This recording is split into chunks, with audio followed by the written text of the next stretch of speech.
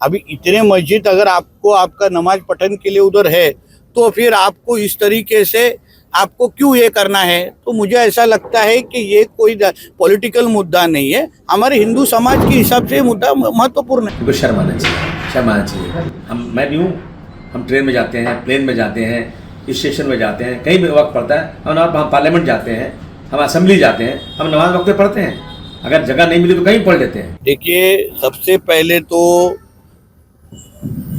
जो शनिवार वाड़ा में जो विषय हुआ, शनिवार वाड़ा के आजू बाजू में मेरे मालूमात के हिसाब से 18 मस्जिद है।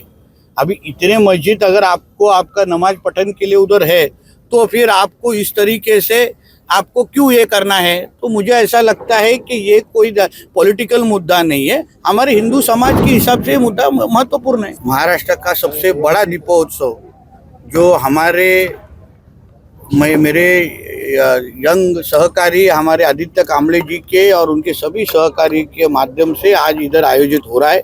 पिछले साल भी उन्होंने इतना ही बड़ा दीपोत्सव आयोजित किया था। इसी साल भी कल बारिश पड़ने के बावजूद भी आज उतने ही ताकत से, उतने ही उत्साह से उन्होंने फिर एक बार 2 लाख दियों का एक साथ करके हिंदू समाज की ताकत दिखाने के लिए ये दीपोत्सव उन्होंने आयोजित किया है।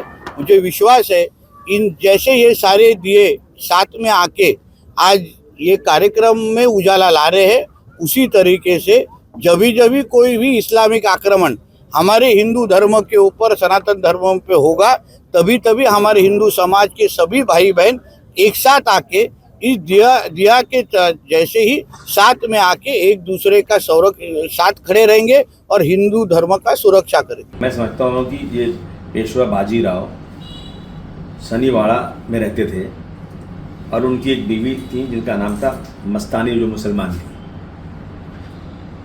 वो मंदिर नहीं है, वो पूजा स्थल नहीं है, वो उनका एक रहने का महल है या जो भी है। मैं समझता हूँ कि मुसलमानों के लिए सबको इस बात को जान जाना चाहिए कि मुसलमानों के लिए नमाज़ पढ़ना 5 वक्त ज़रूरी है। अगर मुसलमान ने एक वक्त की नमाज कोई बहुत ही तकलीफ़ ना हो, कोई बड़ी वजह ना हो, छोड़ दिया हो, तो उसको बहुत बड़ा पाप मिलेगा, ये इस्लाम कहता है। और नमाज टाइम पे पढ़ना है। हमारी मस्जिद सुबह यहाँ है, हमको सुबह 6:05 पर हमको नमाज़ पढ़ना है। जैसे सूरज निकला नमाज हम नहीं पढ़ सकते। इसी तरह से 5 वक्त की नमाज है।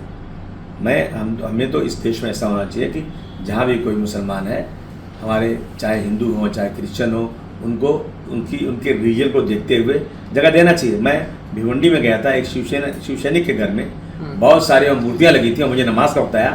उन लोगों ने इतने प्रेम से मुझे एक टाविल दिया, एक चादर दिया, मैंने उसी घर में नमाज़ पढ़ा और खुश हो गए कि मेरे घर में आप नमाज़ पढ़ा, आपने मेरे अच्छा काम किया। आपने नमाज एक अच्छा काम है, लेकिन ये लोग जो है ना, नमाज पढ़ने की जगह पर पेशाब से वहाँ पे उसको शुद्धिकरण कर रहे हैं। उनको शर्म आना चाहिए। मैं भी हूँ, हम ट्रेन में जाते हैं, प्लेन में जाते हैं, स्टेशन में जाते हैं, कहीं भी वक्त पड़ता है हम पार्लियामेंट जाते हैं, हम असेंबली जाते हैं, हम नमाज वक्त पे पढ़ते हैं। अगर जगह नहीं मिली तो कहीं पढ़ लेते हैं।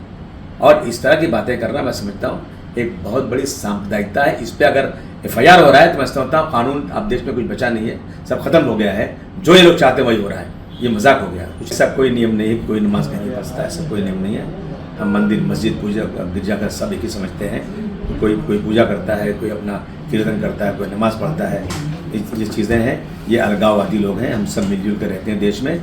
ये लोग सिर्फ और सिर्फ मुसलमानों का नाम लेकर के सत्ता में आना चाहते हैं और कुछ नहीं।